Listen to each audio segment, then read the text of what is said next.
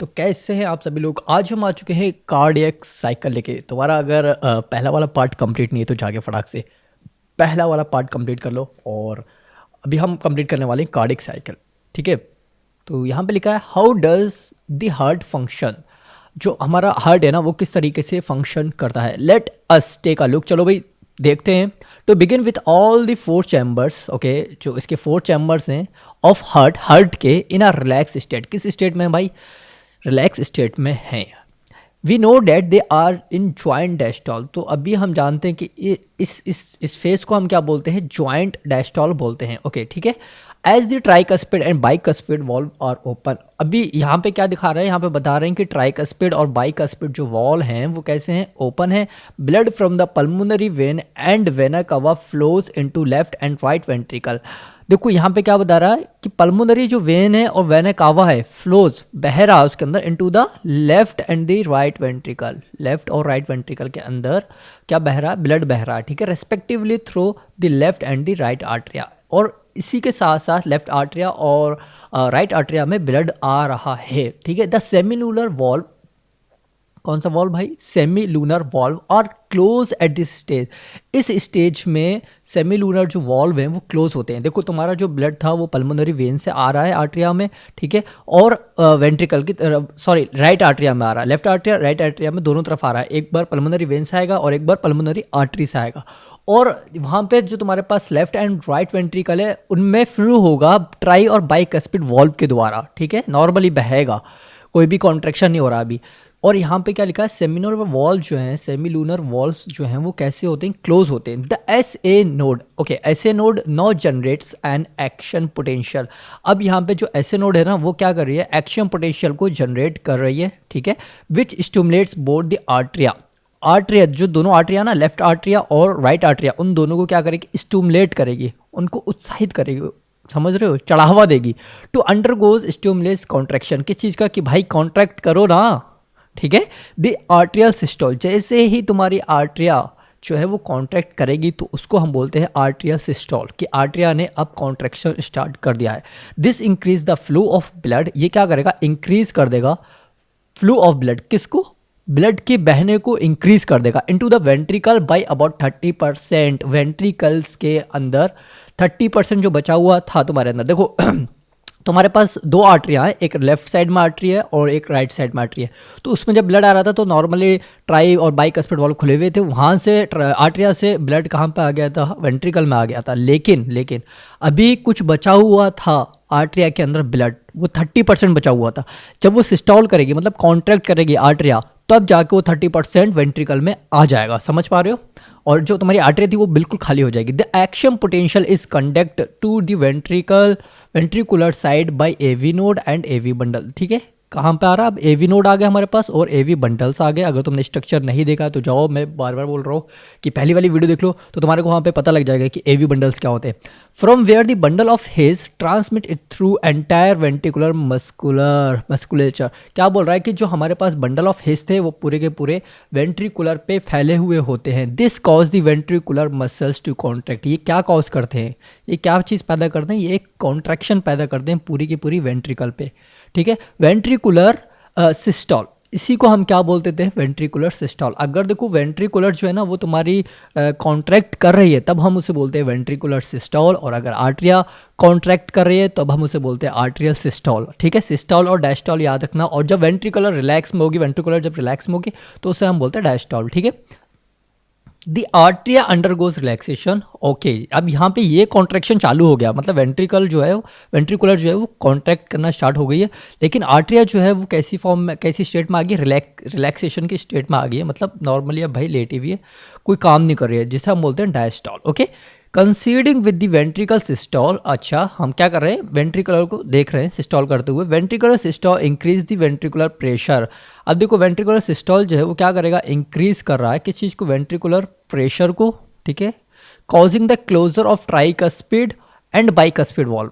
यहाँ पे क्या बताया उन्होंने कि जब कॉन्टैक्ट करेगी तुम्हारी वेंट्रिकुलर मतलब चैम्बर, जब वो कॉन्टैक्ट करेंगे तो वहाँ पे एक तरीके का प्रेशर कॉज होगा। वो किन के द्वारा प्रेशर कॉज होगा? मतलब प्रेशर कब पैदा होगा? जब ट्राइकस्पिड और बाइकस्पिड वॉल्व होंगे। जैसे कि मान लो तुम्हारे घर में 3 टंकियाँ हैं, ठीक है, और तीनों टंकियों में इक्वल पानी आता है और तुमने दो टंकियों को मतलब बंद कर दिया तो एक टंकी में बहुत ज़्यादा प्रेशर से पानी आएगा। तो वही चीज़ यहाँ पे बता रहे हैं कि जब तुम्हारे ट्राइकस्पिड और बाइकस्पिड वॉल्व जो हैं बंद हो जाएंगे ना तो प्रेशर क्रिएट हो जाएगा वेंट्रिकुलर के अंदर, ठीक है, due to attempt back flow of blood into the arteria. और ये भाई ये क्लोज क्यों हो रहे हैं, दूसरी बात इनको ये भी बता दें कि भाई बैक फ्लो ना हो जाए वापस से किसमें, आर्टरिया में, क्योंकि भाई आर्टरिया में वापस से ब्लड बिल्कुल भी नहीं जाना चाहिए, आर्टरिया से आना चाहिए। तो वॉल्व वन वे काम करते हैं, ये मैंने डायल सिस्टम में भी बताया था कि इंस्फिंक्टर और वॉल्व में डिफरेंस क्या होता है। तो इंस्फिंक्टर जो है ना वो डबल वे में काम करते हैं और जो वॉल्व होते हैं वो सिंगल वे में काम करते हैं।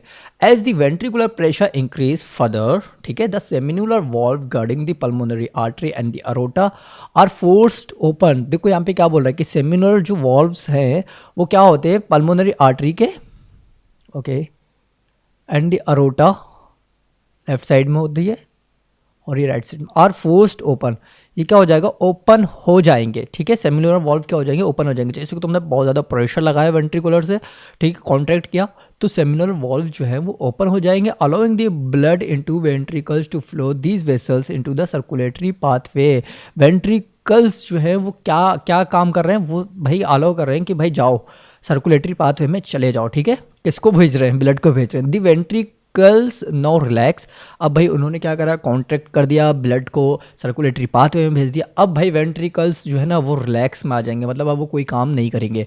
वेंट्रिकुलर डायस्टॉल, इसको हम क्या बोल देते हैं, वेंट्रिकुलर डायस्टॉल, कि मतलब तुम्हारे जो वेंट्रिकल है वो अब कोई काम नहीं कर रहा है, रिलैक्स स्टेट में आ चुके हैं। And the ventricular pressure falls causing the closure of semilunar valve. अब यहाँ पे क्या बोल रहा है कि वेंट्रिकुलर का जो प्रेशर है वो फॉल हो जाता है, फॉल का मतलब समझ रहे हो, गिर जाता है, causing the closure of semilunar valve which prevent back flow. अब यहाँ पे क्या बताया कि जैसे ही तुम्हारा सेमिनुलर वॉल्व ओपन हुए थे वहाँ से ब्लड जैसे ही पाथवे में गया था तो सेमिनुलर वॉल्व जो है वो बंद हो गए थे, ठीक है। क्यों बंद हुए थे, क्योंकि भाई प्रिवेंट रोकते हैं back flow of blood into the ventricles, कहीं वापस से तुम्हारे सर्कुलेटरी पाथवे से ब्लड वापस से तुम्हारे वेंट्रिकल में ना आ जाए, इसलिए सेमिनुलर वॉल्व तुरंत बंद हो जाते हैं, ठीक है। और जो वेंट्रिकल होती है उसके अंदर प्रेशर खत्म हो जाता है, मतलब हल्का हो जाता है, as the ventricular pressure decline further, और वापस से डिस्लाइन हो जाता है, ठीक है, समझ गए। The tricuspid and bicuspid valve are pushed open by the pressure in the artery exerted by the blood which was being imparted into them by the veins। यहाँ पे क्या बोल रहा है कि जो तुम्हारे पास ट्राइकस्पिड हैं और बाइकस्पिड वॉल्व्स हैं, ठीक है, आर पुश्ड, ओपन होते हैं पुश करके, by the pressure in the arteria, जो आर्टरिया के अंदर प्रेशर एक्सर्टेड प्रेशर होता है, by the blood which was being impeded into them by the veins, किसके द्वारा, वेन्स के द्वारा, ठीक है, खाली हो जाता है सारा का सारा। The blood now once again moves freely to the ventricle, और वापस से ब्लड क्या है, वंस अगेन वापस से क्या हो रहा है, मूव कर रहा है, ब्लड के कहाँ पे मूव कर रहा है, वेंट्रिकल में मूव कर रहा है। यहाँ पे ये क्या बताया उन्होंने कि जो वेन्स है ना वो वहाँ पे आके खाली होती हैं, आर्टरिया में आके खाली हो जाती है, कि मतलब ब्लड लेके आई और वहाँ पे खाली हो गई, समझ पा रहे हो। खाली हो जाने का मतलब ये हो गया कि ब्लड तुम्हारी बॉडी से लेके जा रही हैं और आर्टरिया में जाकर उन्होंने छोड़ दिया, तो वो उस टाइम पे खाली हो गई और आर्टरिया भरने लगी, और जैसे आर्टरिया भरने लगेगी तो फिर वापस से मूव फ्रीली होगा तुम्हारा ब्लड वेंट्रिकल्स में, फिर आर्टरिया क्या करेगी, कॉन्ट्रैक्ट करेगी, और 30% जो था आर्टरिया के अंदर वो ब्लड वो वापस से वेंट्रिकल में आ जाएगा। वेंट्रिकल जब फुलफिल हो जाएगा तो वेंट्रिकल कॉन्ट्रैक्ट करेगा, ठीक है, और ट्राइकस्पिड और बाइकस्पिड बंद हो जाएंगे, वहाँ पे एक प्रेशर कॉज होगा, उस प्रेशर की वजह से सेमिनुलर वॉल्व खुल जाएंगे। अब भाई सेमिनुलर वॉल्व खुल गए तो जो तुम्हारा ब्लड था वेंट्रिकल्स के अंदर वो कहाँ फ्लो हो गया, सेमिनुलर वॉल्व के दूसरी साइड फ्लो हो गया, मतलब सर्कुलेटरी पाथवे में फ्लो हो गया। अब जैसे सर्कुलेटरी पाथवे में ब्लड जाएगा तो तुम्हारी वेंट्रिकल का जो प्रेशर है वो कम हो जाएगा और सेमिनुलर वॉल्व जो है वो तुरंत बंद हो जाएंगे, और वो बंद इसलिए होंगे कहीं वापस से ब्लड तुम्हारे वेंट्रिकल्स में ना आ जाए, समझ गए। The ventricles and artery are now again relax, ठीक है, अब वापस से आर्टरी और वेंट्रिकल्स रिलैक्स हो जाते हैं, जिसे हम बोलते हैं ज्वाइंट डायस्टॉल, ठीक है। ज्वाइंट हम इसलिए लगा रहे हैं क्योंकि दोनों के दोनों रिलैक्स फॉर्म में आ रहे हैं, स्टेट में आ रहे हैं। As early soon the SA node, अब वापस से एसए नोड क्या हो रहा है, generates a new action potential, अब एक नया एक्शन पोटेंशियल जनरेट होगा। And the event described above are repeated in that sequence and the process continues, तो ये बोल रहा है कि ये वापस से रिपीट होते रहेंगे, ऐसा ही डिस्क्राइब किया गया, जैसे ऊपर डिस्क्राइब किया गया वही रिपीट होता रहेगा बार बार। This sequential event in the heart which is cyclic cyclically repeated is called cardiac cycle, ठीक है। ये जो साइकिल वापस से बार बार होगी ना हार्ट बीट के एक्शन पोटेंशियल जनरेट होने के, इसी को हमने बोल दिया cardiac cycle. And it consist of systole, ये मतलब कंसिस्ट कैसे कर रही है, सिस्टोल से कर रही है, एंड डायस्टोल, ठीक है। इसके अंदर दो चीज़ें होती हैं, एक रिलैक्सेशन और एक contraction of both atria and ventricles. Atria और वेंट्रिकल्स दोनों के दोनों कॉन्ट्रैक्ट भी होते हैं और रिलैक्स भी होते हैं। As mention earlier the heart beats 72 times per minute.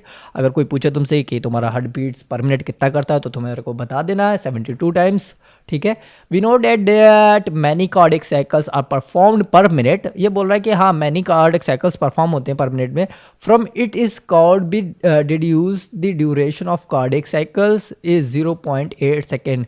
लेकिन जो हमारी कार्डियक साइकिल है, ठीक है, उसका ड्यूरेशन कितना होता है, तो वो भाई 0.8 सेकेंड होता है, ठीक है, 0.8 सेकेंड एक साइकिल कंप्लीट होने में, ठीक है। एक बार आर्ट्रिया ने कॉन्ट्रैक्ट किया, फिर वेंट्रिकल ने कॉन्ट्रैक्ट किया, पूरी बॉडी में फ्लो हुआ, तो वो जो पूरी साइकिल चल रही है वो 0.8 सेकंड में कंप्लीट होती है। During a cardiac cycle each ventricle pumps out approximately 70 ml। यहाँ पे क्या बोल रहा है कि ईच वेंट्रिकल का मतलब होता है हर एक वेंट्रिकल, मतलब राइट वेंट्रिकल और लेफ्ट वेंट्रिकल पंप्स करते हैं अबाउट 70 ml ऑफ ब्लड। कितना ml ब्लड को पंप करते हैं, 70 ml, which is called stroke volume.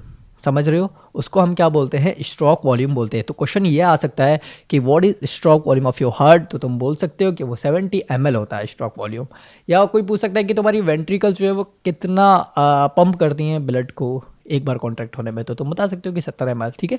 The stroke volume multiply by the heart rate, अगर हम हार्ट रेट से मल्टीप्लाई कर दें, या number of beats per minute की अगर हम मल्टीप्लाई कर दें, गिव्स द कार्डियक आउटपुट, तो हमारे को कार्डियक आउटपुट मिल जाता है कि भाई एक मिनट के अंदर तुम्हारे हार्ट ने कितना ब्लड को पंप किया है, ठीक है। Therefore the cardiac output can be defined as the volume of blood pumped out by each ventricle per minute. यहाँ पे बोल रहा है कि ईच वेंट्रिकल से पर मिनट के अंदर कितना ब्लड बाहर की ओर निकलता है, पंप होता है, तो वो हो गया 5000 ml, या हम बोल सकते हैं 5 लीटर्स, ठीक है। In a healthy individual the body has the ability to alter the stroke volume as well as heart rate. यहाँ पे क्या बोल रहा है कि हेल्थी इंडिविजुअल, हर एक इंडिविजुअल हेल्थी इंसान के अंदर ऐसा होगा 5000 ml से लेके 5 लीटर तक। The body has the ability to alter the stroke volume as well as the heart rate. देखो यहाँ पे क्या बोल रहा है कि जो बॉडी है उसके अंदर एबिलिटी है, उसके अंदर शक्ति है, ठीक है, स्ट्रोक वॉल्यूम को और हार्ट रेट को बराबर रखने की बिना किसी चेंज करे, ठीक है। और हमारे को सिंपल कार्डियक आउटपुट दिखा देती है 5000 ml बिना कुछ ऊट पटांग से हरकतें करे हुए। मान लो 70 ml जाना है तो हार्ट रेट भाई एक बार में होगा और इतना मतलब पंप कर देगा। For example the cardiac output of an athlete, अगर हम एक एग्जाम्पल लें एथलीट का, ठीक है, विल बी मच हायर, उसका क्या होगा, मच हायर का मतलब होता है ज़्यादा होगा, than that of an ordinary man. एक ख़ास इंसान के अंदर जो ब्लड पंप होता है उससे कहीं ज़्यादा एक एथलीट के अंदर तुम्हारे को देखने को मिलेगा, ठीक है। मतलब समझ रहे हो, एक जो भाग रहा है, जो मतलब आर्मी वाले हैं, उनके अंदर ब्लड जो है वो ज़्यादा पंप होता है एक नॉर्मल इंसान के कंपेरिजन में। During each cardiac cycle, okay, during each cardiac cycle two prominent sound are produced which can be easily heard through a stethoscope। यहाँ पे क्या बोल रहा है कि जब भी ये कार्डियक साइकिल चलती है तो वहाँ पे हमारे को दो चीज़ें दिखाई देती है, दो साउंड सुनाई देते हैं जिसको हम स्टेथोस्कोप से सुन सकते हैं। The first heart sound is लब, तो पहला जो साउंड आता है हर्ट से वो आता है तुम्हारे पास lub. Is associated with the closure of tricuspid and bicuspid valve. अब यहाँ पे क्या बोल दिया उन्होंने, tricuspid and bicuspid valves where the sound the second heart sound is dub। देखो सेकेंड साउंड जो है ना वो डब क्रिएट होता है और जो फर्स्ट साउंड है वो लब्स क्रिएट होता है। और सेकेंड साउंड जो है ना वो कब क्रिएट होता है, जब देखो यहाँ पे क्या लिखा, is associated with the closure of the semilunar valve. तो यहाँ पे देखो क्या बोल रहा है कि जो हमारे पास ट्राइकस्पिड और बाइकस्पिड वॉल्व हैं, जब वो बंद होंगे ना तो डब का आवाज़ आएगा, और जब तुम्हारा सेमिन्यूलर वॉल्व क्लोज होगा तब तुम्हारे को लब का साउंड आएगा। तो लब जो है वो पहला साउंड होता है और जो सेकंड साउंड सुनाई देता है तुम्हारे को वो होता है ट्राइकस्पिड और बाइकस्पिड वॉल्व का बंद होना। तो सिंपल ऐसे याद रख सकते हो कि जब भी तुम दरवाज़ा बंद करते हो तो आवाज़ आती है धप की, समझ रहे हो, ऐसे तुम याद कर सकते हो। This sound are of clinical diagnostic significance, ठीक है, ये साउंड हमारे को क्लिनिक में बहुत ज़्यादा हेल्प करते हैं। अब देख लो यहाँ पे क्या लिखा, इलेक्ट्रोकार्डियोग्राफ, जिसे हम बोल रहे हैं ECG। Okay, you are probably familiar with this sign from a typical hospital television show. तो तुमने ये हॉस्पिटलों में देखा होगा ECG का साउंड और ये टेलीविजन का। A patient is hooked up with the monitoring machine. अब एक पेशेंट को हमने लटका रखा है मॉनिटरिंग मशीन से, ठीक है। That show voltage trace on a screen, और स्क्रीन पे वोल्टेज आ रहे हैं, एंड मेक्स द साउंड, और वहाँ पे साउंड जो है ना वो कैसी आ रही है, पी पी पी पी। हाँ, तो यहाँ पे देख रहे हो, यहाँ पे 3 साउंड जो उन्होंने दिखाया वो पीप पीप पीप, और फिर बता दिया पी। तो as the patient goes in the cardiac arrest, अगर तुम्हारे को ऐसा सीन देखने को कहीं पे मिलता है तो तुम बोलना कि ये जो पेशेंट है वो कार्डियक अरेस्ट में जा रहा है, ठीक है। या जैसे कि तुम फिल्म में देखते हो तो वहाँ पे भी मॉनिटर लगे हुए होते हैं, तो वहाँ पे भी यही साउंड होता है कि पीप पीप का साउंड हुआ, फिर लास्ट में पी हुआ, और वो इंसान जो था वो मर गया। तो तुम बोल सकते हो कि उसको क्या हुआ है, उसको कार्डियक अरेस्ट हुआ है। This type of machine, okay, इस टाइप ऑफ मशीन को हम क्या बोलते हैं, इलेक्ट्रोकार्डियोग्राफ। मशीन का नाम क्या है, electrocardiograph, is use to obtain an electrocardiogram. तो भाई ये क्या ऑब्टेन करती है, इलेक्ट्रोकार्डियोग्राम को, जिसे हम बोलते हैं ECG। तो तुम्हारे को याद रखना है कि ECG जो है वो इलेक्ट्रोकार्डियोग्राफ है, ठीक है। ECG क्या है, इलेक्ट्रोकार्डियोग्राफ है, लेकिन मशीन का नाम क्या है, मशीन का नाम है इलेक्ट्रोकार्डियोग्राफ। और उसका क्या बोलते हैं, जो मतलब तुम्हारे को एक वो मिलता है ना, ECG टाइप का पेपर मिलता है, उसको हम बोलते हैं इलेक्ट्रोकार्डियोग्राम। समझ में आया, एक्चुअल में उसमें ग्राफ बनता है, लेकिन हम यहाँ पे मशीन को बोल रहे हैं ग्राफ, तो उल्टा याद रख लेना।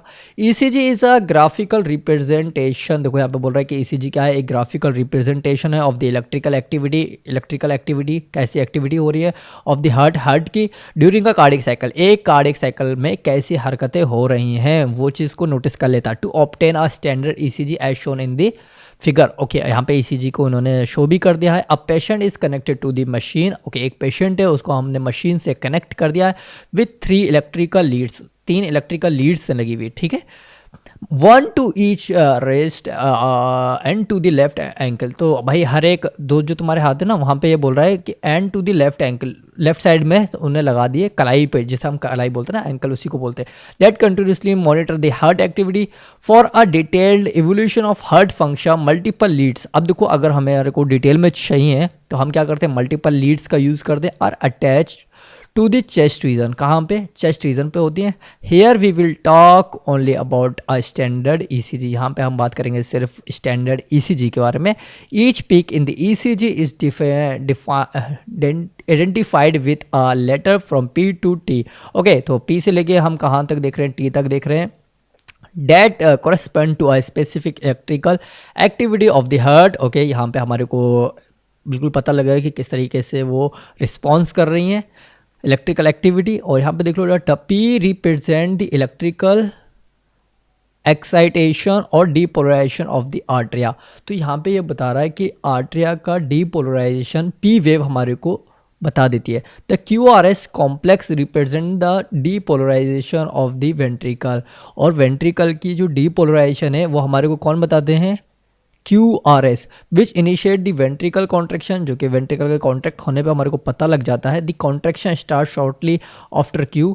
कॉन्ट्रैक्शन जैसे ही, कॉन्ट्रैक्शन कब स्टार्ट हो जाता है, जैसे ही Q खत्म होता है ना, तुरंत कॉन्ट्रैक्शन चालू हो जाता है। And marks the beginning of the systole, और हमारे को मार्क मिल जाता है, एक निशान मिल जाता है सिस्टोल का, कि हाँ भाई यहाँ से कॉन्ट्रैक्ट होना स्टार्ट हो चुका है हमारा वेंट्रिकल, ठीक है। और इसी तरीके से यहाँ पे तुमने देखा होगा कि हमारे पास जो आर्टरिया थी वो भी कॉन्ट्रैक्ट कर रही थी, P वेव से हमें पता लग रहा था उसको। द T वेव, ओके, अभी हमारे पास T वेव है। The T wave represent the return of the ventricle from excited to normal. देखो, T वेव जो है वो हमारे को क्या शो करती है, वो शो करती है, रिटर्न हो जाती है वापस उसी फॉर्म में आ जाती है जो कि वो नॉर्मल, मतलब एक्साइटेड में थी, आ किस में गया, वो नॉर्मल फॉर्म में आ गई, ठीक है। That is called repolarisation. इसी को हम क्या बोलते हैं, रिपोलराइजेशन। देखो, आर्ट्रिया का, बोथ आर्ट्रिया का, मतलब लेफ्ट आर्ट्रिया और राइट आर्ट्रिया का कॉन्ट्रैक्शन इज कॉल्ड डिपोलराइजेशन, और यहाँ पे हमारे को P वेव देखने को मिलती है। अगर मैं QRS की बात करूँ तो हम बोलते हैं कि वेंट्रिकल का कॉन्ट्रैक्शन, और Q के बाद तुरंत सिस्टोलिक स्टार्ट हो जाता है, ठीक है। तो वेंट्रिकल भी कॉन्ट्रैक्ट कर गए, लेकिन जो T वेव है वो हमारे को दिखाती है कि भाई अब जो तुम्हारी वेंट्रिकल कॉन्ट्रैक्ट करी हुई थी ना, वो अब किस फॉर्म में आ गई है, एक नॉर्मल फॉर्म में आ गई, रिलैक्स फॉर्म में आ गई, जिसे हम बोलते हैं रीपोलराइजेशन, मतलब दोबारा से अपने उसी पोजीशन में आ जाना, that is called repolarisation. Okay, the end of the T wave, okay, T wave के एंड में mark the end of systole. तो यहाँ पे एंड ऑफ सिस्टोल, सिस्टोल का क्या हो जाता है, कभी बिल्कुल खत्म हो जाता है, यहाँ पे सिस्टोल कभी खत्म हो जाता है, कॉन्ट्रैक्शन खत्म हो जाता है। Obviously by counting the number of QRS, अगर तुम QRS को काउंट कर रहे हो, complex that are occur in given time period के हिसाब से, वन कैन डिटरमाइन, ठीक है, एक को डिटरमाइन करके, मतलब एक इस वेव को डिटरमाइन करके, ऐसे जो ऊपर जा रही इसको डिटरमाइन करके, heart beat rate of an individual, मतलब तुम डिटरमाइन कर सकते हो, क्या कर सकते हो, हार्ट रेट की, उसकी हार्ट रेट क्या है, ठीक है। Since the ECG obtain from different individual have रफली the same shape for a given lead configuration, ये बोल रहा है कि भाई डिफरेंट हो सकता है, लेकिन ज़्यादातर नॉर्मली शेप में हमारे को देखने को मिलती है। Any deviation from this shape indicates a possible abnormality और डिसीज़। अगर मान लो कोई भी डेविएशन देखने को मिल रहा है, कोई भी अंतर देखने को मिल रहा है, तो भाई पॉसिबिलिटी हो सकती है कि वो एबनॉर्मल है या उसको कोई बीमारी है। Hence it is of a great clinical significant, ये भी हमारे को बहुत ज़्यादा मदद करता है क्लिनिक में, ठीक है। तो तुम्हारे को पता लग गया कि अगर हम इस QRS को काउंट कर लेंगे तो हम बता सकते हैं कि 1 मिनट में उसका हार्ट कितने बार धड़का है, समझ रहे हो। ओके, अब हम स्टार्ट करते हैं double circulation. The blood flow strictly by a fix route through blood vessels. Okay, blood vessels के द्वारा ब्लड जो है वो क्या होता है, फिक्स होता है, फ्लू करता है। The arteries and veins basically, तो भाई अगर मैं बात करूं कि हमारा जो ब्लड फ्लू हो रहा है वो किनके द्वारा हो रहा है, तो तुम बोलोगे सिंपल सर कि आर्टरीज या वेन्स होगा, ठीक है। Each artery and when, okay, अगर मैं हर एक आर्टरी या वेन की बात करूं, कंसिस्ट ऑफ 3 लेयर्स, तो भाई ये 3 लेयर से मिलके बनी है। An inner lining, okay, of squamous endothelium, एक अंदर की तरफ लाइनिंग पाई जाती है जो कि स्क्वैमस एंडोथीलियम की होती है। द ट्यूनिका इनिशिमा, ठीक है, ट्यूनिका इनिशिमा अब मिडिल लेयर, ठीक है, ये क्या है, एक मिडिल लेयर है ऑफ स्मूथ मसल, जो कि स्मूथ मसल्स की बनी होती है। And elastic fibres are tunica media, और इलास्टिक फाइबर्स क्या है, ट्यूनिका मीडिया है। And an external layers of fibrous connecting tissue with collagen fibres the tunica external. Okay, tunica external fibrous connective tissue की बनी हुई होती है। यहाँ पे सारी बातें इन्होंने लिख दी हैं। The tunica media is comparatively thin in the veins, यहाँ पे क्या बता रहा है कि ट्यूनिका मीडिया जो है ना वो कंपेरेटली थिन होती है, मतलब पतली होती है इन दी वेन के अंदर। तो अगर पूछ लिया जाए कि सबसे पतली लेयर कौन सी वाली है, तो तुम्हारे को बोलना है कि ट्यूनिका मीडिया, ठीक है, समझ में आया तुम्हारे को। तो बिगड़ने की सबसे पहली या पतली लेयर कौन सी है, तो वो है मीडिया, सोशल मीडिया, वहाँ से स्टार्ट हो जाता है इंसान बिगड़ना। ओके, सो अभी आगे हम बढ़ते हैं। ये तुम्हारे को समझ में आ गया। हमारे पास ब्लड वेसल्स के अंदर 3 लेयर्स पाई जा रही हैं, 1 2 3, ठीक है, एक ये है, दूसरा ये है और तीसरा ये है, इसको इन्होंने हाईलाइट नहीं किया है। Okay, as mentioned earlier the blood pumped by the right ventricle, okay, right ventricle से ब्लड पंप हो रहा है, एंटर्स द पल्मोनरी आर्टरी, और कहाँ से इंटर्स किस में हो रहा है, पल्मोनरी आर्टरी में हो रहा है। Whereas the left ventricle pumps blood into the aorta, और वेंट्रिकल जो है ना, लेफ्ट वेंट्रिकल वो पंप कर रहा है ब्लड को किस में, अरोटा में। ओके, अरोटा सबसे बड़ी आर्टरी है, मतलब बड़ा पाइप है जिसके अंदर ब्लड फ्लो होता है। The deoxygenated blood pumped into the pulmonary artery, ठीक है, डीऑक्सीजनेटेड ब्लड कहाँ होता है, पल्मोनरी आर्टरी में होता है। Is passed on to the lungs, कहाँ पे पास हो जाता है, लंग्स की तरफ हो जाता है। फ्रॉम वेयर द ऑक्सीजनेटेड, और वो ऑक्सीजनेटेड ब्लड बनता है। इस carried by the pulmonary veins, और वो बता रहे हैं कि उसको हम कैरी करके किसके द्वारा लेकर आते हैं, पल्मोनरी वेन्स के द्वारा, इनटू द लेफ्ट आर्ट्रियम, कहाँ पे लेकर आते हैं, लेफ्ट आर्ट्रियम में। दिस पाथवे, ये जो रास्ता है, कंस्टिट्यूटिंग द पल्मोनरी सर्कुलेशन, इसको हम बोलते हैं पल्मोनरी सर्कुलेशन। तो तुम्हारे को पता लगना चाहिए कि इस रास्ते को हम क्यों पल्मोनरी बोल रहे हैं, क्यों, क्योंकि ये लंग्स से कनेक्टेड है, ठीक है, मतलब डीऑक्सीजनेटेड ब्लड का लंग्स की तरफ जाना, एल्वुलाई से ऑक्सीजन लेना, और वहाँ से ऑक्सीजनेटेड ब्लड को वापस से उसमें लेकर आना, हार्ट में लेकर आना। तो ऐसे, इसलिए हम इसको क्या बोल रहे हैं, पल्मोनरी सर्कुलेशन, ठीक है। This oxygenated blood entering the aorta, oxygenated blood जो था वो कहाँ पे अब हो रहा है, जा रहा है, एंटर कर रहा है अरोटा में, is carried by a network of arteries. देखो अभी मैंने क्या बोला था कि जो अरोटा है वो काफ़ी मोटा पाइप है, ठीक है, उस मोटे से पाइप से अभी हमने आर्टरीज को निकाला है, ठीक है, आर्टरीज को निकाला है, जो कि अब छोटी छोटी होंगी, उसके उसके मुकाबले में नहीं होंगी, उससे छोटी होंगी। आर्ट्रियोल्स एंड कैपिलरीज, और किस में तोड़ दिया हमने भाई आर्टरीज को, और किस में तोड़ दिया, आर्ट्रियोल्स में तोड़ दिया, और कैपिलरीज और पतली पतली हो गई टू डी टिश्यू, कि भाई टिश्यू तक पहुंच जाए, from where deoxygenated blood is collected, जहां से वो डीऑक्सीनेटेड ब्लड को क्या करेंगे, कलेक्ट करेंगे, is collected by the system of venules, ठीक है, वेन्युलस सिस्टम से।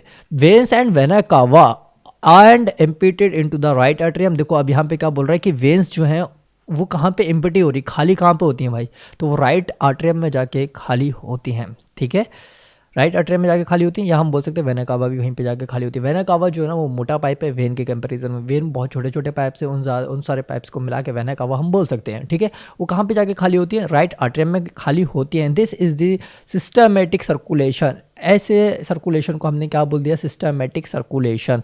क्यों, क्योंकि ये भाई पल्मोनरी लंग्स की तरफ जा ही नहीं रहा भाई, ये सीधा कहाँ गया, टिश्यू में गया, टिश्यू से वहाँ पे इन्होंने कार्बन डाइऑक्साइड को लिया, ऑक्सीजन को दिया, और वहाँ से वापस से आर्टरिया में आ गया, तो ये सिस्टमेटिक हो गया, ठीक है। और वहाँ पे वो लंग्स की तरफ जा रहा था तो वो अलग चल रहा था। देख लो दो तरीके के तुम्हारे पास सर्कुलेटरी सिस्टम है, मतलब दो पाथवे है, एक तुम्हारे लंग्स की तरफ है और एक तुम्हारा टिश्यू की तरफ है, तो इन दोनों को मिला के हम बोल देते हैं डबल सर्कुलेटरी सिस्टम, ठीक है। The systematic circulation provide nutrients, O2 and other essential substance to the tissue, ठीक है। सर्कुलेशन प्रोवाइड, सिस्टमिक सर्कुलेशन क्या प्रोवाइड करता है, सिंपल सी बात है, ऑक्सीजन को प्रोवाइड करेगा, न्यूट्रिएंट को प्रोवाइड करेगा, और जो ज़रूरतमंद मतलब सब्सटेंस है वो भी प्रोवाइड करेगा। किसको प्रोवाइड करेगा, टिश्यू को। एंड टेक CO2, और वहाँ से हम CO2 को ले लेंगे, एंड अदर हार्मफुल सब्सटेंसेज जो और हार्मफुल है हमारी बॉडी के लिए वो हम ले लेंगे फॉर एलिमिनेशन, उनको हम क्या कर देंगे, एलिमिनेट कर देंगे। अ unique vascular connection exist between the digestive tract and liver called hepatic portal system. अब यहाँ पे क्या बोल रहा है कि एक यूनिक सिस्टम हमारे को देखने को मिलता है जिसे हम बोलते हैं a unique vascular connection exist करा between digestive tract and the liver.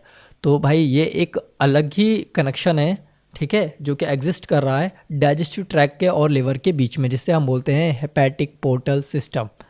क्या, कौन सा सिस्टम बोलते हैं, hepatic portal system. The hepatic portal vein carries blood from intestine to the liver. यहाँ पे ये लाइन बहुत ज़्यादा इंपॉर्टेंट है कि हेपेटिक पोर्टल वेन जो है वो कैरी करती है, मतलब कैरी का मतलब समझ रहे हो, उठाती है ब्लड को फ्रॉम इंटेस्टाइन से टू द लिवर तक लेके जाएगी before it's deliver to systematic circulation. देखो यहाँ पे क्या हो रहा है कि जो हमारे पास हेपेटिक पोर्टल वेन है वो पता है वो सीधे कहाँ पे जाके लग रही है, इंटेस्टाइन से उठा के सीधे लिवर की तरफ चली गई है। वो ऑक्सीनेटेड बाद में होती है, पहले वो डीऑक्सीनेटेड होती है, समझ रहे हो, पहले वो डीऑक्सीनेटेड होती है और सीधे वो लिवर की तरफ जाएगी और लिवर में जाके वहाँ पे न्यूट्रिएंट को दे देगी, और वहाँ से जब आएगी तो ऑक्सीनेटेड होते हुए आएगी। A special coronary system of blood vessels is present in our body exclusively from the circulation of blood and from this cardiac muscles. अभी बोल रहा है coronary system of blood vessels जो है ना प्रेजेंट है हमारी बॉडी के अंदर, ठीक है, और the circulation of blood and form cardiac musculature. और क्या फॉर्म कर रहे हैं, क्या बन रहा है भाई, cardiac musculature.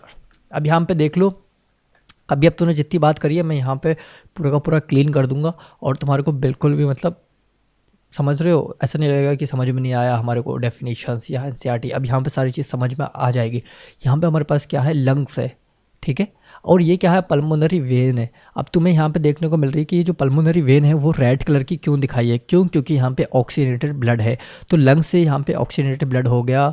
Okay okay okay, अच्छी बात है। और यहाँ पे लेफ्ट आर्टरिया में ऑक्सीनेटेड ब्लड आ गया भाई, ठीक है। अब यहाँ पे देख रहे हो, यहाँ पे ये आया, और यहाँ पे जो है ना, यहाँ पे क्या होता होगा, यहाँ पे भी राइट आर्टरिया में भी क्या होता होगा कि टिश्यू से डीऑक्सीनेटेड ब्लड चला और वो राइट आर्टरिया में आ गया, मतलब इधर आ गया। अब देखो दोनों तरफ ब्लड है, दोनों तरफ ब्लड प्रेजेंट है, आराम से नॉर्मली आ रहा। अब यहाँ से फ्लो होके, क्योंकि ट्राइक एसिड और वाइक एसिड खुले में, तो यहाँ से फ्लो होके वेंट्रिकल में आ गए। ओके कोई बात नहीं, ब्लड गिर रहा है, वेंट्रिकल भर रहे हैं, वो हाँ वेंट्रिकल्स जो है ना वो भर रहे हैं। अब क्या होता है कि यहाँ पे थोड़ा आर्टरिया में थोड़ा ब्लड बचा हुआ रहता है, तो आर्टरिया क्या करती है, कॉन्ट्रैक्ट करती है, मतलब सिस्टॉल होती है 1 सेकंड के लिए, 0.1 सेकंड के लिए तुम्हारे पास आर्टरिया जो है वो कॉन्ट्रैक्ट करती है। और जैसे ही वो कॉन्ट्रैक्ट करेगी, ठीक है, तो जो 30% ब्लड था इसके अंदर, आर्टरिया के अंदर बच्चों, वो दोनों आर्टरिया के, वो ब्लड फ्लू होके कहाँ पे आ जाएगा, वेंट्रिकल में आ जाएगा। अब वेंट्रिकल क्या होगी, फुल फिल हो गई। डायग्राम समझ लो भाई, काम में आएगा। वेंट्रिकल क्या होगी, फुल फिल हो गई, समझ रहे हो। अब जैसे ही वेंट्रिकल फुल फिल हो गई तो वेंट्रिकल जो है ना वो क्या करेगी, कॉन्ट्रैक्ट करना स्टार्ट करेगी। क्यों, क्योंकि यहाँ पे बंडल ऑफ हेज लगे हुए हैं, जो काले काले इन्होंने दिखाए हैं कि वो बंडल ऑफ हेज हैं। तो जैसे ही वेंट्रिकल कॉन्ट्रैक्ट करना स्टार्ट करेगी, तुरंत ट्राइकस्पिड और बाइकस्पिड जो वॉल्व हैं वो क्या हो जाएंगे, बंद हो जाएंगे। जैसे ही ट्राइकस्पिड और बाइकस्पिड वाल्व बंद होंगे तो तुम्हारी वेंट्रिकुलर जो है ना उसके अंदर प्रेशर बढ़ जाएगा। और जब प्रेशर बढ़ेगा तो ब्लड यहाँ से निकल के पता है कहाँ पहुँचेगा, इधर पहुँचेगा, पल्मोनरी आर्टरी में, ओके। और यहाँ पे इधर पहुँचेगा, इधर का मतलब इधर अरोटा में। क्या समझे, कहाँ, ये कहाँ पे पहुँचा, ये पल्मोनरी आर्टरी में पहुँच गया। और ये कहाँ पहुँचा, ये अरोटा में पहुँच गया, अरोटा में, समझ रहे हो। अब जैसे यहाँ पे जो सेमिनल वॉल्व थे ना वो तुरंत खुल गए, और जैसे खुलेंगे तो ब्लड यहाँ से फ्लो हो गए, इधर आ जाएगा, आर्टरी में आ जाएगा, और इधर अरोटा में आ जाएगा। अब जैसे ही ब्लड उस साइड पहुँचा, सेमिनल वॉल्व के उस साइड पहुँचा, तो यहाँ का जो प्रेशर था वो कम हो जाएगा। और जैसे ही प्रेशर कम होगा तो सेमिनल वॉल्व क्या हो जाएंगे, बंद हो जाएंगे। अब देखो यहाँ से ब्लड फ्लो होके ये इधर आने लगा, ये ब्लड देखो, ये निशान दिखाया इन्होंने, ये डोर्सल अरोटा, ये इधर आ जाएगा, फिर आर्टरीज आ जाएंगी, कैपिलरीज आ जाएंगी, वहाँ पे ये ऐसे चले जाएगा। और यहाँ पे क्या होगा, ये पल्मोनरी आर्टरी से होता है वो ये लंग्स में चला जाएगा, ये फिर ऑक्सीनेटेड हो जाएगा, फिर ये वापस से ऐसे आ जाएगा। समझ पा रहे हो। अब यहाँ पे देख लो, यहाँ पे इन्होंने एक चीज़ दिखाई है, इंपॉर्टेंट चीज़ है, कभी कभी क्वेश्चन आ जाता है कि मतलब डिफरेंस क्या है, या डायग्राम में वो पूछ भी लेता है। तो यहाँ पे देख लेना कि जो आर्टरी है तुम्हारे पास, एक प्रेशर पर तुम कॉन्ट्रैक्ट कर रहे हो, मतलब जोर लगा रहे हो, तो उस पाइप को तुम थोड़ा मोटा रखोगे ना, रखोगे। और एक पे नहीं लग रहा भाई, एक पे प्रेशर कम लग रहा, तो उसको तुम मोटा नहीं रखोगे। तो यहाँ पे वही चीज़ दिखाई है, देखो यहाँ पे क्या लिखा है, स्मूथ मसल्स लिखा है, और ये आर्टरी को दिखाया गया, और यहाँ पे ल्यूमेन है, ठीक है, कोई परेशानी वाली बात नहीं है। जैसे कि यहाँ पे इन्होंने वेन दिखा दिया, ल्यूमेन है और स्मूथ मसल से, कोई परेशानी वाली बात नहीं। लेकिन अगर तुम डायग्राम को देखो तो यहाँ पे डायामीटर देख रहे हो, इसकी कितनी ज़्यादा है और इसकी कितनी कम है। सो बस यही डिफरेंस होता है कि ये थिक होती है हमारी आर्टरी, और जो वेन्स होती हैं वो पतली होती हैं। समझ में आया तुम्हारे को। ओके, सो अगर तुम्हारे को ये डायग्राम सच में समझ में आ चुका है, समझ रहे हो, तो भाई लाइक ठोको ना। कब लाइक करोगे, हाँ, चलो आगे बढ़ते हैं। अब देखते हैं यहाँ पे हमारे पास क्या लिखा है, regulation of cardiac activity.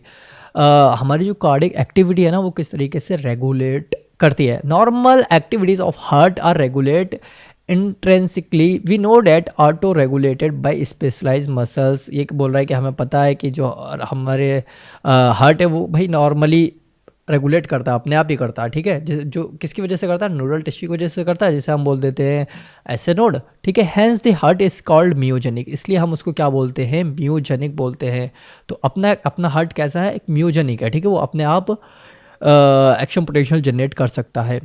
A special neural centre in the medulla oblongata, medulla oblongata के अंदर हमारे पास एक सेंटर है, ठीक है, कैन मोडरेट, जो कि क्या करता है, मोडरेट करता है कार्डियक साइकिल को, ठीक है, कार्डियक साइकिल या कार्डियक फंक्शन को मोडरेट करता है, चलाता है, ठीक है, थ्रू ऑटोनोमिक नर्वस सिस्टम। किसके द्वारा, ऑटोनोमिक नर्वस सिस्टम के द्वारा। ऑटोमेटिक मतलब अपने आप ही भाई नर्वस सिस्टम से निकल रहा वो हार्ट चल रहा हमारा। Neural signal through the sympathetic nervous system, यहाँ पे देखो part of ANS, sympathetic nervous system increase the rate. देखो हार्ट बीट का रेट अगर जब भी बढ़ रहा है तुम्हारे, तो तुम समझ जाओ कि वहाँ पे तुम्हारा सिंपैथेटिक नर्वस सिस्टम जो है वो काम कर रहा है, इसलिए तुम्हारी हार्ट बीट जो है वो बढ़ रही है। The strength of ventricular contraction and thereby the cardiac output, और भाई यहाँ पे वेंट्रिकुलर जो है ना वो ज़्यादा कॉन्ट्रैक्शन ज़्यादा होने लगेगा, तो कार्डियक आउटपुट भी ज़्यादा निकलेगा। यहाँ पे देख लो। On the other hand parasympathetic, अगर हम बात करें पैरासिम्पैथेटिक न्यूरल सिग्नल की, ठीक है, another component ANS decrease the rate of heart beat, जो कि हार्ट बीट को कम कर देता है। पैरासिम्पैथेटिक जैसे अगर वो न्यूरल सिग्नल मिलेगा तो तुम्हारा हार्ट बीट जो है ना वो स्लो वर्क करेगा, और जैसे ही तुम्हारा हार्ट बीट ज़्यादा हो रही, धड़ धड़ कर रहा, तो समझ लो कि वहाँ पे सिम्पैथेटिक नर्वस सिस्टम काम कर रहा है, क्योंकि भाई सिम्पैथेटिक नर्वस सिस्टम क्या है ना, वेंट्रिकल को ज़्यादा कॉन्ट्रैक्ट करने में मदद करता है, भाई जल्दी जल्दी कॉन्ट्रैक्ट करे दबा के, समझ रहे हो। Speed of conduction of action potential and thereby the cardiac output, और भाई स्पीड सारा कंडक्ट करती है एक्शन पोटेंशियल के ऊपर, ठीक है, और उसके कार्डियक आउटपुट के ऊपर भी फ़र्क पड़ता है, ठीक है। Adrenal medullary hormones can also increase the cardiac output. देखो एड्रेनल मेडुलरी ग्लैंड, ये जो हार्मोन्स है ना, ये देखो ये हार्मोन क्या करते हैं, ये इंक्रीज कर देते हैं तुम्हारे कार्डियक आउटपुट को। मतलब ब्लड 5000 ml निकलना चाहिए था और तुम्हारा वहाँ पे जा रहा है 5500 ml, तो क्या हो रहा है, इंक्रीज कर रहा है, ठीक है, कार्डियक आउटपुट। अब बात करते हैं हम डिसऑर्डर की। तो भाई आज हमारा चैप्टर कंप्लीट हो रहा है। Disorder of circulatory system, high blood pressure या हम बोल सकते हैं हाइपरटेंशन। तुम्हारा ब्लड प्रेशर जो है ना वो हाई हो रहा है, बहुत ज़्यादा प्रेशर बढ़ रहा है तुम्हारे ब्लड का, तो उसको हम बोलते हैं हाइपर टेंशन। हाइपर जहाँ पे भी वर्ड सुनो तुम तो समझ जाना कि वहाँ पे हाई की बात कर रहे हैं, ठीक है। Hypertension is the term of blood pressure that is higher than normal. यहाँ पे हाइपर टेंशन जो है ना वो नॉर्मल से ज़्यादा होगा, तो नॉर्मल कितना ये याद होना चाहिए, 120 से 80 तक, ठीक है। इन दिस मेजरमेंट 120 mmHg, ये मैं 1000 बार बोलता हूँ कि यूनिट्स पता होना चाहिए, 120 mmHg मिलीमीटर्स ऑफ मरकरी। तो ये इन्होंने फुल फॉर्म बता दी है, mmHg की millimetres of mercury pressure is the systolic. 120 क्या है, सिस्टोलिक है, of pumping pressure, and 80 mmHg is the diastolic. ये क्या है, डायस्टोलिक है। और रेस्टिंग प्रेशर मतलब आराम, मतलब समझ रहे हो, अगर तुम रेस्ट करोगे तो भाई प्रेशर कम ही आना चाहिए, और जब तुम कॉन्ट्रैक्ट करोगे, तुम कुछ काम करते होगे तो प्रेशर ज़्यादा आना चाहिए। तो ऐसे याद रख सकते हो कि ऊपर कौन सा आता है, 120 आता है, और नीचे कौन सा आता है, 80 आता है, ठीक है।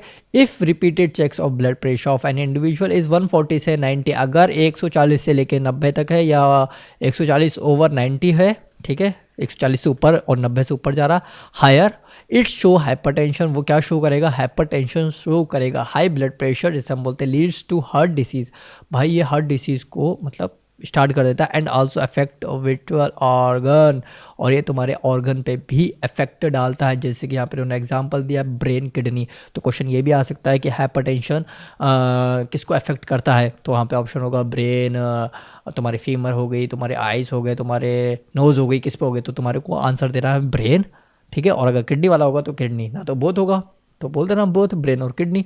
ओके, तो अभी हमारा पहला डिसऑर्डर खत्म हो चुका है, आगे देख लो, coronary artery disease, CAD। Okay, coronary artery disease often referred to as atherosclerosis. इसको हम क्या बोलते हैं, रिफर कैसे कर रही है, atherosclerosis affect the vessels, affect किस पे कर रही है, वेसल्स पे, that supply blood to the heart muscle. जो कि देखो यहाँ पे याद रखना, सप्लाई ब्लड करे to the heart muscles, heart muscles को ब्लड सप्लाई करे, क्योंकि हार्ट भी भाई एक मसल से, उसको भी ऑक्सीजन चाहिए कि नहीं चाहिए, तो उसको ऑक्सीजन चाहिए, उसको ब्लड चाहिए, तो वही चीज़ जो है ना उस पर अफेक्ट कर रही है, उसके वेसल्स पे जो है वो अफेक्ट कर रही है। It is cause by deposit of calcium fat, देखो calcium fat, cholesterol and fibrous tissue. तो देख लो क्या क्या डिपॉजिट हो जा रहा है वहाँ पे, क्या क्या चीज़ें जाके जमा हो जा रही है तुम्हारी वेसल्स में। तो कैल्शियम जमा हो जा रहा है, फैट हो जा रहा है, ठीक है, चर्बी, ज़्यादा चर्बी चीज़ें खा रहे हो तो हो जाता है, कोलेस्ट्रॉल बढ़ गया तब हो जाता है, या फैब्रेट टिश्यू की वजह से भी वहाँ पे क्या हो जाता है, एक तरीके का डिपोजिशन होने लगता है, जमा होने लगता है, ठीक है, जिसकी वजह से क्या होता है, विच मेक्स द ल्यूमेन, वहाँ पे एक ल्यूमेन जो है ना ऑफ आर्टरीज नैरो, जो जगह खाली होती है ना आर्टरीज के बीच में, वो क्या हो जाती है, नैरो मतलब मोटी, मतलब अंदर से मोटी होती जाती है, और जो जगह होती है बीच में से ब्लड निकलने वाली वो पतली हो जाती है, जिसकी वजह से कॉर्नरी आर्टरी डिसीज हो जाती है, और उससे भाई समझ रहे हो बड़ी दिक्कत हो जाती है। Angina it is also called angina pectoris, angina बोल रहा हूँ मैं, angina pectoris, a symptom of acute chest pain. अच्छा, इसका सिम्टम क्या है, चेस्ट में पेन होना, मतलब दिल में दर्द होना। Appears when no enough oxygen, okay, जब हमारे पास हम इनफ ऑक्सीजन नहीं दे पाएंगे, is reaching the heart muscles. Okay, अगर हार्ट मसल्स को ऑक्सीजन नहीं जा रही है अच्छे तरीके से, मतलब जिस तरीके से उसको पहुंचना चाहिए पूरी तरीके से, उस तरीके से ऑक्सीजन नहीं पहुंच पा रही है हार्ट मसल्स में, तब क्या हो जाता है, एंजाइना हो जाता है, ठीक है। Angina can occur in man and women, ठीक है, आदमी के अंदर भी हो सकता है एंजाइना और वुमेन के अंदर भी हो सकता है, ऑफ एनी एज, भाई किसी भी एज में हो सकता है, ओह शिट, किसी भी एज में हो सकता है, but it is more common, लेकिन ज़्यादा कॉमन किस में है, अमोंग द मिडिल एज में, ठीक है, एंड एल्डरली। तो भाई ये देख लो कि ये जो है ना वो कॉमन मोर ज़्यादातर कब देखा जाता है, मिडिल एज में और एल्डर में देखना जाता है। It occurs due to condition that affect the blood flow, ठीक है, ब्लड फ्लो की वजह से ऐसा होता है, एंजाइना हो जाता है भाई, ऑक्सीजन नहीं पहुंच पाता है। Heart failure means okay, heart failure का मतलब है the state of heart when it is not pumping. Heart fail का मतलब हो गया कि हार्ट भाई काम ही नहीं कर रहा, पंप नहीं कर रहा blood effectively enough to meet the need of the body. जितना बॉडी को ज़रूरत है उतना वो पंप नहीं कर पा रहा है। It is sometimes called congestive heart failure. इसी को हम कभी कभी बोल देते हैं कंजेस्टिव हार्ट फेल्यूर हुआ है, because congestion of the lungs is one of the main symptom. Okay, यहाँ पे बोल रहा है कि कंजेशन ऑफ द लंग्स, ठीक है, main symptom of this disease, इस डिसीज़ का जो मेन सिम्टम है वो लंग्स भी हो सकता है। Heart failure is not the same as cardiac. Heart failure जो है ना वो बिल्कुल भी सेम नहीं है एज कार्डियक अरेस्ट। याद रखना कि अगर तुमसे कोई पूछ ले कि हार्ट फेल्यूर और कार्डियक अरेस्ट क्या सेम हैं, तो बिल्कुल नहीं है। यहाँ पे देखो, यहाँ पे हार्ट फेल्यूर में क्या हो रहा है कि तुम उतनी ऑक्सीजन नहीं पहुँचा रहे हो, या यानी कि तुम्हारा जो हार्ट है वो पूरी तरीके से पंप नहीं कर रहा है, ठीक है। When the heart stop beating, या हम बोल सकते हैं देखो यहाँ पे क्या बोला, heart failure is not the same as cardiac arrest. Heart failure जो है वो बिल्कुल सेम नहीं है जैसे कि कार्डियक अरेस्ट होता है। When the heart stops beating, ठीक है, जब हार्ट क्या हो जाए, रुक जाए बीट करने से। और हार्ट अटैक, या हम बोल सकते हैं उसको heart attack. When the heart muscles is suddenly damage by an indicate blood supply, या तो फिर हार्ट की जो मसल्स हैं वो सडनली अचानक से डैमेज हो जाएं ब्लड को सप्लाई करने के लिए, ठीक है, तो जाके भाई हार्ट फेल्योर हो जाता है और भाई मर भी जाते हैं कई लोग, और काफ़ी सारे केसेस भी देखने को मिलते हैं। सो फाइनली गाइज, हमारा ये वाला चैप्टर जो है वो काफ़ी बड़ा था शायद मैं कह सकता हूँ, लेकिन तुम्हारे को क्या करना है, अगर तुमने मेरे सारे लेक्चर नहीं दिखे तो जाओ फटाक से लेक्चर देखो।